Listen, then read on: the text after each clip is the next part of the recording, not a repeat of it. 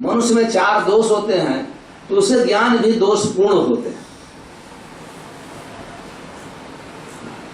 इसलिए मनुष्य कुछ भी लिखेगा, कुछ भी बोलेगा, उसमें हमेशा दोष होता है। इसलिए हम लोग उसकी बात को स्वीकार करते हैं जो शास्त्र के आधार पर बात करते हैं,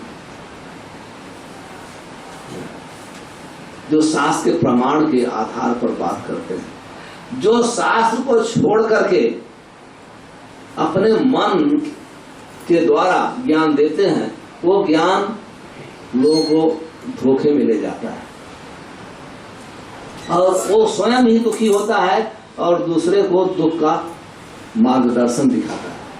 इससे भगवद गीता में भगवान ने कहा, यो शास्त्र विधि मुत्सृज्य वर्तन्ते काम कारत है। कहते हैं जो शास्त्र हैं भगवद गीता श्रीमद् भागवतम, ये जो हमारे शास्त्र हैं उत्सृज्य, उनको निग्लेक्ट करके, उनको त्याग करके वर्तन्ते काम कारत है, अपनी इंद्रियों के अनुसार काम कारत है। जो अपने काम कारत उसको कहते हैं जो अपने काम का कातर हो, गुलाम हो। आंख जो चाहे वही देखे, कान को जो अच्छा लगता है, किसी को कंट्रोल नहीं करना है काम का। कहते हैं संस्कृत में 2 शब्द हैं, गोस्वामी, गोदास। गोदास का अर्थ है कान जो अच्छा लगता है उसे सुनो। बुद्धि से ये डिसीजन नहीं लेंगे कि हमको क्या सुनना चाहिए क्या नहीं सुनना चाहिए।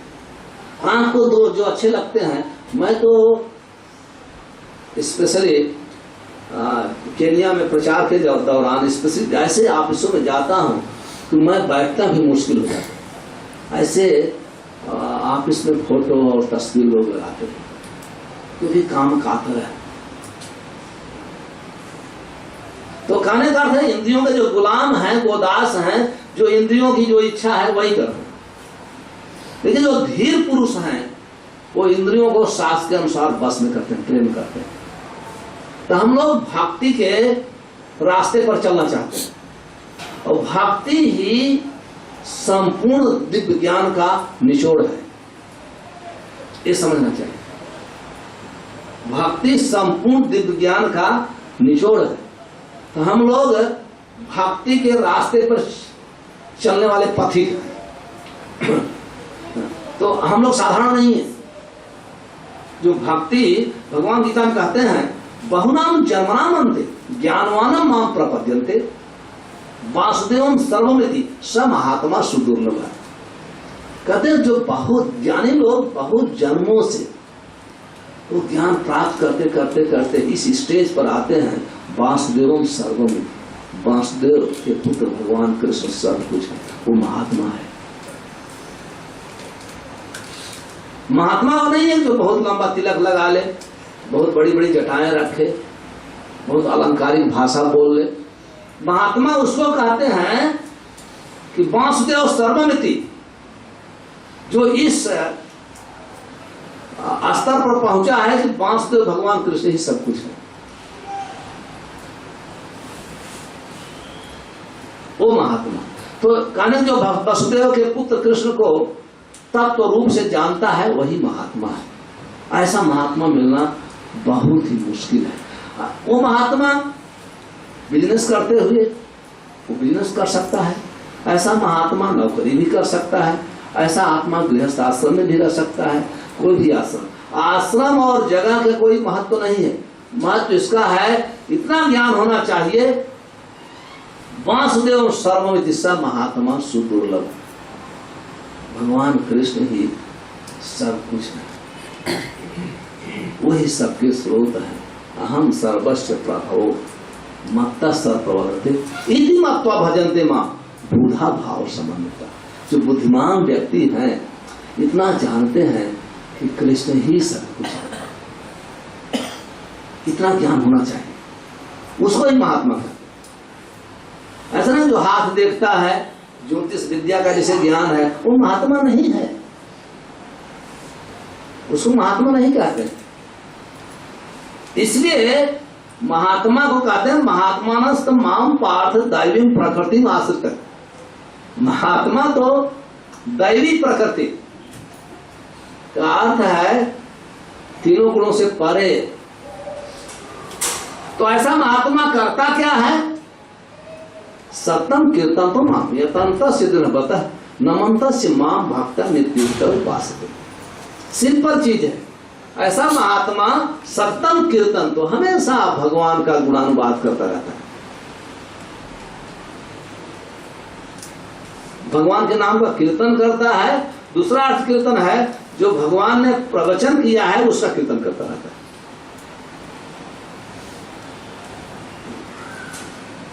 और हमेशा उनको प्रणाम करता है, उनकी भक्ति करता है, उनकी ही पूजा करता है। इसको महात्मा कहते हैं। आज समाज में बहुत ही अज्ञान है महात्मा और भगवान के विषय में, इसलिए ये बातें शास्त्र में हम लोग बार बार दोहराई गई है। ये बातें बहुत बार दोहराई गई है, क्योंकि भगवान के विषय में यहाँ तक कि हम लोग सुनते हैं। सुनने का अर्थ जैसे मान लीजिए आप ट्रेन की पटरी पर खड़े हैं, तो कोई आपका मित्र, आपका स्नेही, आपका हितैषी आपसे कहता है कि हे भाई साहब ट्रेन आ रही है, बस इतना सूचना देता है, तो आपका क्या कर्तव्य है? तुरंत पटरी से उतर के आ जाए। लेकिन आप देखिए जीव का मन कितना अंधकार में रहता है।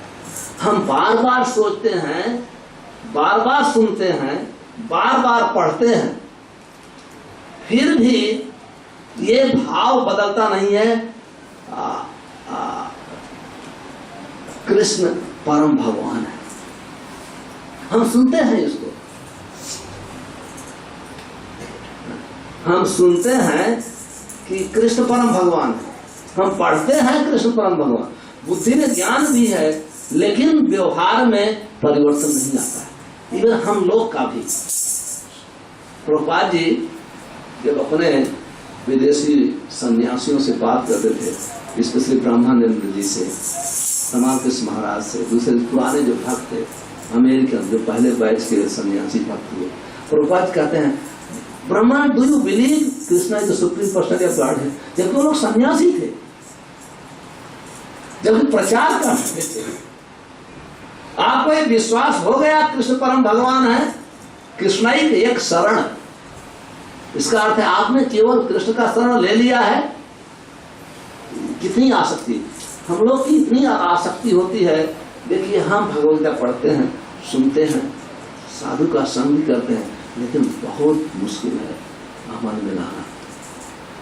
जैसे बताया, सुनते हैं भाई साहब आप पटरी पे खड़े हैं, ट्रेन आ रही है, तो कर्तव्य है आ जाना चाहिए, लेकिन लोग खड़े रहते हैं। सो ज्ञान है, पता है, कहते हैं मुझे पता है आ रही है, फिर लोग आके कोई रिमाइंड करता है नजदीक आ गई ट्रेन, हाँ देख रहा हूं, लेकिन हट नहीं पाते, एक्सीडेंट हो जाता है। सेम चीज है। तो ये भगवत गीता का ज्ञान जो भगवान कहते हैं, ये थोड़ा फिलॉसफिकल शुरू में है, बाद में थोड़ा स्टोरी आएगा। ये थोड़ा फिलॉसफिकल लेक्चर है, जरूरी है। चेतन महाप्रभु कहते थे सिद्धांत बोलिया चित्ते नाकार आलस, जहां है ते मन सुदृढ़ मनस। कहते हैं सिद्धांत, फिलॉसफी, दर्शन समझने में आलस नहीं करना चाहिए। जितना अधिक हम सिद्धांत सुनेंगे, समझेंगे, हमारा मन भगवान में फिक्स हो जाएगा, फिक्स हो जाएगा। इसलिए आप देख सकते हैं लीला का वर्णन भागवतम में 10वें स्कंद में, वो भी फिलॉसफी के साथ, लेकिन प्रथम स्कंद से लेकर के 9वें स्कंद तक हर जगह फिलॉसफी का वर्णन, हर जगह फिलॉसफी का वर्णन। क्योंकि जब तक हम इस दर्शन को, फिलॉसफी को समझेंगे नहीं, हमारा मन स्वच्छ नहीं होगा। हमारे मन की जो गांठ है, गांठ उसको कहते हैं जो भौतिकता में बंधी हुई है, भौतिक गांठ। इसलिए तो हम कृष्ण की एक शरण, कृष्ण एक ही शरण है, हम नहीं ले पाते। हम देखते हैं महादेव शिव की कितनी स्तुतियां हैं, कितनी प्रार्थनाएं हैं भागवतम में, चारों तरफ भगवान शिव महादेव श्री कृष्ण की प्रार्थना कर रहे हैं, राम की प्रार्थना कर रहे हैं। एक व्यक्ति ने अरुषम मुझे पूछा कि भगवान शिव ने तो राम की पूजा की। मैं बोला कहाँ किया, कहाँ पूजा किया? वो बोले कि श्वेत बांध रामेश्वरम में। मैं बोला उनको स्थान दिया। स्थान देना भक्ति करना नहीं है। भगवान तो अपने भक्त का स्थान देते हैं कि आप यहाँ विराज, यहां तक अपने से ऊंचा स्थान देते हैं भगवान। यही तो भगवान की महानता है। जैसे सुदामा विप्र आए तो सुदामा को भगवान ने उनका चरण धोए, उनकी अपने आसन पे बिठाए, उनकी आरती तक किए, और यहां तक तीनों लोग दे रहे थे। और भगवान को बहुत अच्छा लगता है जब अपने भक्त की वो सेवा करते हैं। इसका अर्थ नहीं कि भक्त भगवान बन गए। जैसे अभी जो ग्वाल वाले थे भगवान के कंधे पर चढ़ जाते थे। तो आप खेल में हार गए हो, सखा करे सख्य स्कंधे आरोहण की वर्णन है। जब भगवान खेल खेलते थे अपने सखाओं के साथ, उस समय भगवान को हमेशा जब भगवान और भक्त से कंपटीशन होता तो भगवान जानबूझ के हार जाते हैं और उनको बहुत ही आनंद आता है। कहते हैं इतना आनंद आता है कि लोग आरती मुझे करते हैं, वो आरती से जरा भी उनको आनंद नहीं। जब उनके भक्त जो है उनको डांटते हैं, उनको सजा देते हैं, तो आप घोड़ा बनो, मैं चढ़ूंगा आपके कंधे पर, तुमको रियली आनंद आता है, आनंद आता है। तो कहने का अर्थ है कि जब वो घोड़ा बने अपने सखाओं का, तो उनके सखा लोग चढ़ते थे उनके ऊपर, तो भगवान छोटे हो गए, सखा लोग बड़े हो गए। भगवान हमेशा बड़े ही हैं। वेद कहते हैं अणो अणियान महतो महियान। भगवान छोटे से छोटे हैं तो भी भगवान, कोई अंतर नहीं। जैसे भगवान थोड़े छोटे से कुछ दिनों के ही थे, तो दूध पी करके पूतना के प्राण भी पी लिए। भगवत्ता में कोई कमी नहीं आई, भगवान की भगवत्ता में कोई कमी नहीं आई। रण छोड़ कहे जाते हैं, युद्ध छोड़ के भाग गए, उनके भगवत्ता में कमी आई। आज हम लोग, कोई व्यक्ति यदि युद्ध से पलायन हो जाए, भाग जाए, तो उनको लोग असम्मान से बुलाते हैं। इतिहास में उसका नाम स्वर्ण अक्षरों में नहीं आएगा। लेकिन आज भगवान कि लोग रण छोड़ के रूप में पूजा करते हैं, माखन चोर के रूप में पूजा करते हैं, और भगवान को बहुत पसंद है और भक्तों को भी बहुत पसंद है। आप देखिए, माखन चोर के रूप में भक्तों को भी बहुत पसंद है कि हम पूजा करें, और भगवान को भी बहुत पसंद आता है। तो उसी प्रकार से भगवान अपने भक्तों को स्थान देते हैं, और महादेव शिव को ही नहीं दिए, हम जितने भी भक्त हैं, हम लोग भी भक्ति करते हैं, भगवान हम लोग को भी स्थान देते हैं। हम लोग को जितनी चिंता है भगवान की, भगवान को उससे अधिक चिंता है हम लोग की। इसका अर्थ नहीं हो गया ये भगवान की भगवत्ता है। इसका अर्थ है नहीं हो गया कि भगवान अभी छोटे हो गए, सभी देवी देवताओं से बड़े हो गए ना। ये हम भौतिक दृष्टि से देखते हैं। भौतिक दृष्टि क्या है? हम किसी को जो मुझसे महान होता है उसको ही ऊंची सीट देते हैं। आप समझ रहे हैं ना? ये भौतिक जगत में आपसे अधिक कोई योग्य होगा भौतिक शिक्षा से, तो आप उसको प्रणाम करेंगे। और जो ही आपसे कम योग्य है, आप सोचेंगे ये क्यों हमारे सामने हाथ नहीं उठा रहा है। देखिए हमेशा आप आशा करेंगे, आपसे कोई अधिक संपन्न व्यक्ति होगा, वो आप उसको आदर करेंगे, सत्कार करेंगे, लेकिन कम संपन्न व्यक्ति को वो सत्कार नहीं देंगे। ये भौतिक दृष्टि है। तो यही दृष्टि हम भगवान के साथ भी देखना चाहते हैं। भगवान ऐसे नहीं है। आध्यात्मिक जो व्यक्ति आध्यात्मिक स्तर पे है, वो सबसे पहले अपने को ही सोचता है कि मुझ में कोई गुण नहीं है। मैं तो योग्य नहीं हूँ, ये लोग तो अननेसेसरी महान हैं, इसलिए हमको आदर दे रहे हैं। वो कभी हृदय में स्वीकारता नहीं है कि मैं आदर के योग्य हूं। कभी भी नहीं वो ये सोचता है कि मैं योग्य हूं प्रवचन देने के लिए।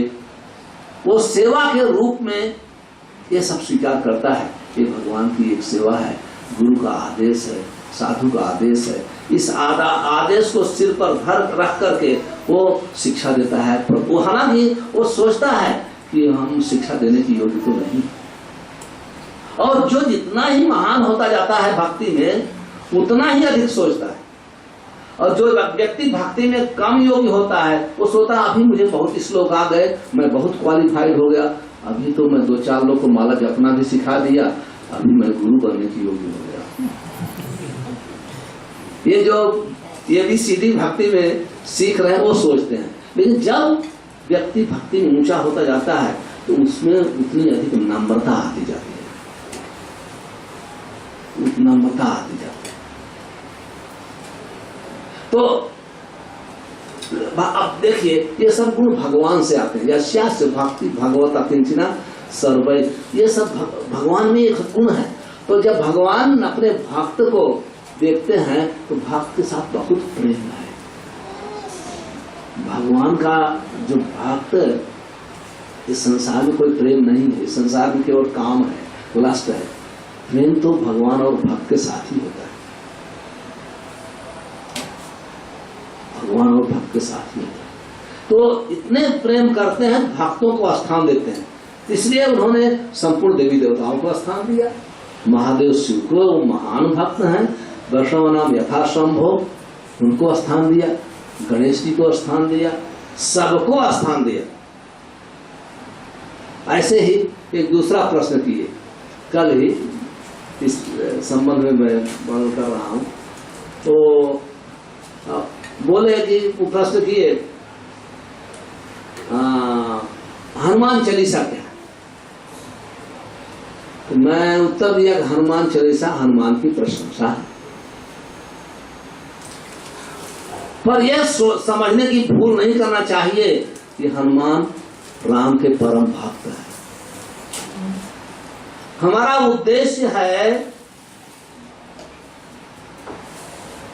राम भावना में होना, राम की भक्ति करना। हनुमान के रोम रोम में राम जी थे। तो यदि आप हनुमान को प्रसन्न करना चाहते हैं तो आपको राम की भक्ति करना पड़ेगा। स्वतः ही हनुमान जी को, हम लोग का भी अनुभव है, कोई बहुत बड़ी फिलॉसफी नहीं। एक भी व्यक्ति हरे कृष्ण महामंत्र जप करने लगता है तो जो उनको नहीं जानते वो भी भक्त खुश हो जाते हैं, संतुष्ट हो जाते हैं। बहुत अच्छा, माला चालू कर दी, जप चालू कर दी, है कि नहीं? आप सोचो, हम लोग तो तुच्छ भक्त हैं, भक्त भी नहीं है, भक्त बनने की कोशिश कर रहे हैं। हनुमान जी का कितना ऊंचा विचार है। वो नाचते हैं और संपूर्ण अपनी कृपा दे देते हैं, अपनी कृपा संपूर्ण दे देते हैं।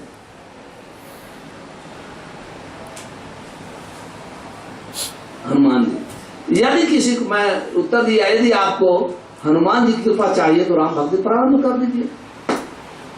जैसे हम लोग को प्रभुपाद जी की कृपा चाहिए तो हम कृष्ण भक्ति करें। महादेव शिव की कृपा किसी को चाहिए तो राम भक्ति प्रारंभ कर दे। तो मैं ये बता रहा था कि आप देखिए ये आसक्ति इतनी कठिन है। हम लोग सुनते हैं, समझते हैं, तभी तो भी हमारी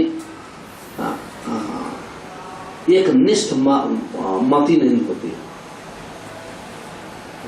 हमारी ऐसी बुद्धि नहीं होती है। नहीं, अभी हम शास्त्र में पढ़े तो हम सब छोड़ दें, हम कृष्ण को, कृष्ण भक्ति कैले है सर्व कर्म कृत। भगवान कृष्ण की भक्ति जो करता है वो संपूर्ण कर्म उसका पूरा हो गया। श्रीमद् भागवतम वर्णन है, देवर्षि भूतृत नृणाम ना, देवर्षि भूतृत नृणाम नामयि च राजन सर्वात्मा शरणम शरणम गतो मुकुंदम परहित कर्त्यम। 10वें स्कंद में वर्णन है कहते हैं कि देवर्षि, इस संसार में जब व्यक्ति जन्म लेता है, देवताओं का उसके ऊपर ऋण है, ऋषियों का ऋण है, पृथ्वी का ऋण है, राजाओं का ऋण है, हम स्कूल कॉलेज जाते हैं, शिक्षकों का ऋण है, कितने प्रकार के ऋण है। ये कहते हैं सर्वात्मा या तो शरणम या सर्वात्म भाव से भगवान कृष्ण की शरण लेते हैं तो संपूर्ण ऋणों से मुक्त हो जाते हैं, उसे कोई भी प्रकार का ऋण चुकाना नहीं पड़ता। कितने आप सोचिए, कितनी सुविधा है। इसे कहते हैं कृष्ण भक्ति कैले है सर्व कर्म कृत है। यदि आप भगवान कृष्ण की भक्ति करते हैं तो आपके जितने भी कर्म हैं, पिता के साथ, माता के साथ, देवताओं के साथ, ऋषियों के साथ, ऋषियों ने कितना तपस्या करके खोजा है, कितना ज्ञान हम ऋषियों से लिए, कितनी दवाइयां हैं, आयुर्वेदिक दवाइयां हैं, सब ऋषियों की देन है। हम ऋणी हैं। लेकिन जो ही भगवान कृष्ण के चरणों की भक्ति प्रारंभ होते हैं, संपूर्ण ऋणों से पूर्ण हो जाते हैं। इसलिए भगवान देखते हैं कि ये कितना प्रगति कर रहा है,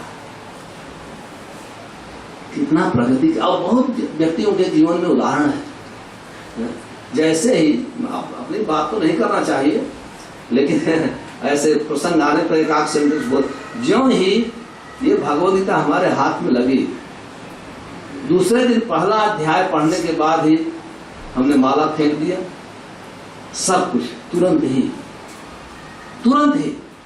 पता चल गया। नहीं, अभी ये करने से सब मिल रहा है। तो बुद्धिमान व्यक्ति, अभी आपके पास अगर लिफ्ट है, 12-14 महले की बिल्डिंग है, तो आप स्टेप बाय स्टेप क्यों जाएंगे? बुद्धिमान है, लिफ्ट में बैठ जाइए, चले जाइए, ये लिफ्ट है, हमको बैठ के चले जाना चाहिए। इस प्रकार से एक निष्ठ मति होनी चाहिए। कहते हैं चैतन्य चरिता में एक बहुत सुंदर श्लोक आता है, वर्णन है, जिसकी एक निष्ठ मति ऐसी हो गई है, उसके लिए भक्ति में प्रगति करना बहुत आसान हो जाता है। ये भक्ति ज्ञान के ऊपर आधारित नहीं है, भक्ति तपस्या के ऊपर आधारित नहीं है, भक्ति श्रद्धा के ऊपर आधारित है। आप भगवान की वाणी में और साधु की वाणी में कितनी श्रद्धा हुई, इसके ऊपर आधारित। इसलिए जब हम इस प्रकार से संग करते हैं, साधु संग करते हैं, इस प्रकार की श्रद्धा का जन्म होता है, हमारे सब शंकाएं क्लियर होती हैं, स्पष्ट होती हैं। तो कहते हैं कि ये वास्तव में संपूर्ण शंकाओं को दूर करने के लिए भगवान कृष्ण ने ये दिव्य ज्ञान सबसे पहले सूर्य के देवता युवस्वान को दिया। युवस्वान मन में प्राह, मनु इच्छा प्रवृत्ति, इस प्रकार से आ रहा था। तो प्रश्न उठता है कि आप जब आ रहा था ये ज्ञान, तो आप फिर क्यों दिए? तो अगले श्लोक में कहते हैं, काल ने हमास्ता योगो नष्ट, बहुत समय होने के बाद इस योग में परिवर्तन आ गया। अब हे अर्जुन, इसके लिए तुम ही योग्य हो, भक्तों शिक्षा सखा में आप हमारे भक्त हो। ये ज्ञान भक्त बनाने के लिए है, और ये ज्ञान भक्तों को दिया जाता है क्योंकि भक्ति समझ सकते हैं और भक्ति इस ज्ञान का प्रचार कर सकते हैं। इससे प्रभुपाद तात्पर्य लिखते हैं, मनुष्य जीवन का उद्देश्य है इस ज्ञान को प्राप्त करके भौतिक संसार से मुक्त हो। ये मनुष्य जीवन का, इसलिए राजाओं के द्वारा दिया गया ज्ञान प्रजा को मिले। ये राजा का एक उद्देश्य है कि अपनी प्रजा को आध्यात्मिक मार्ग की तरफ मार्गदर्शन करे, यही उद्देश्य है। इसको ही शासक कहते हैं कि ऐसा शासक हो, इसलिए भगवान चाहते थे। इसलिए भगवान ने प्लान किया पूरे कौरवों को राज्य से च्युत करने का। भगवान ने कौरवों को राज्य से निकाल दिया। इतना महाभारत के युद्ध में इतने लोगों का वध हुआ, केवल अपने भक्त को राजा बनाना चाहते थे महाराजा युधिष्ठिर। इसलिए बनाना चाहते थे जब महाराजा युधिष्ठिर जब राजा होंगे तो दिव्य ज्ञान प्रजा को मिलेगा और दिव्य ज्ञान से प्रजा आध्यात्मिक मार्ग पर आगे बढ़ते हुए भगवान हमारे धाम में आएंगे। ये जीव का कल्याण है और ये बहुत मुश्किल से होता है। ये मनुष्य जीवन प्राप्त करना बहुत निर्देहम आद्यम सुलभम सुदुर्लभम प्लवम सुकल्पम गुरुकर्णधारम। श्रीमद् भागवतम में वर्णन है ये मनुष्य शरीर प्रकृति के अरेंजमेंट के द्वारा बहुत समय के बाद मिलता है। बहुत समय के कितनी जल जानो लखानी अस्थावरा लख विंशति, पानी में कितनी 9 लाख जीव हैं और अस्थावर जो चलते नहीं हैं पेड़ पौधे 2 मिलियन हैं, 3 मिलियन ये जीव ये सब दूसरे हैं सब। इस प्रकार से 4 लाख केवल मनुष्य जीव हैं और 4 लाख मनुष्यों में पुलिंद उसमें असभ्य लोग बहुत अधिक हैं, बहुत ही कम लोग सभ्य हैं। और जो सभ्य हैं वो सभ्यों में धर्माचारी मध्य बहुत कर्मनिष्ठ। वो सभ्य लोग जो धर्म के रास्ते पर चलते हैं वो कर्म में ही मानने वाले हैं। बहुत कर्मनिष्ठ मध्य एक ज्ञानी श्रेष्ठ। ऐसे बहुत कर्मियों में एक ज्ञानी व्यक्ति श्रेष्ठ है। बहुत ज्ञानी मध्य एक जन भागता। बहुत ज्ञानियों में कोई एक भक्त होता। बहु नाम जन्म नाम होते सारे सहस्रा मनुष्य कश्चित ये तत्सिद्ध है यत्ताम ये सिद्ध नाम कश्चित माम वेति तत्तः। कहते हैं हजारों भगवद्गीता के 7वें अध्याय में भगवान सहस्रा मनुष्य हजारों लाखों में कोई आध्यात्मिक मार्ग को अपनाता है। अपनाने वालों में कोई ही मेरी भक्ति का पुण्य प्राप्त करता है। तो हम लोग को मनुष्य जीवन उपलब्ध है। मनुष्य जीवन में वास्तव में भक्ति के मार्ग में हम आरूढ़ हैं, भक्ति के मार्ग पर चल रहे हैं और भक्ति के मार्ग में भी वो नाम भक्ति जैसी भक्ति वेदांत स्वामी श्री प्रभुपाद जी के मार्गदर्शन में हम भक्ति कर रहे हैं। तो हम लोग वास्तव में कितने भाग्यशाली हैं। इसलिए हम लोग को बहुत ही गंभीरता पूर्वक भक्ति को अपनाना चाहिए। ऐसे नहीं हम जैसे हम हमेशा सोचते हैं कि कैसे हम अपने धन को बढ़ाएं। हर व्यक्ति सोचता है कुछ न कुछ करें, ये इससे अच्छी नौकरी मिल जाए या अच्छे बचा लें पैसे, कैसे करके बढ़ाएं।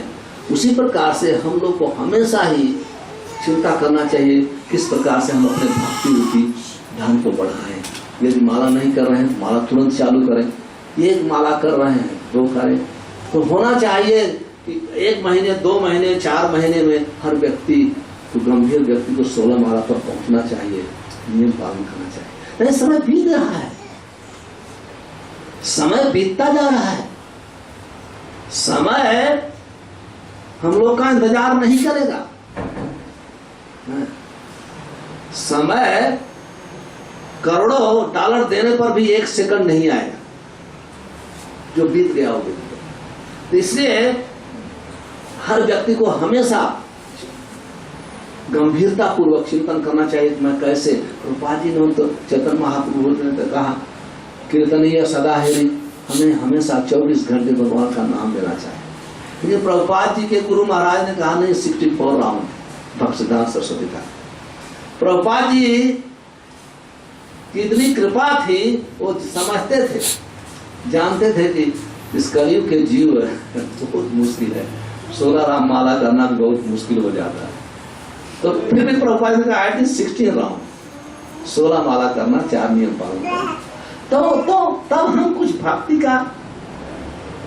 भक्ति एक मनोरंजन नहीं है, भक्ति एक विज्ञान है। मनोरंजन क्या होता है जब हम इकट्ठा हुए ताली बजाए और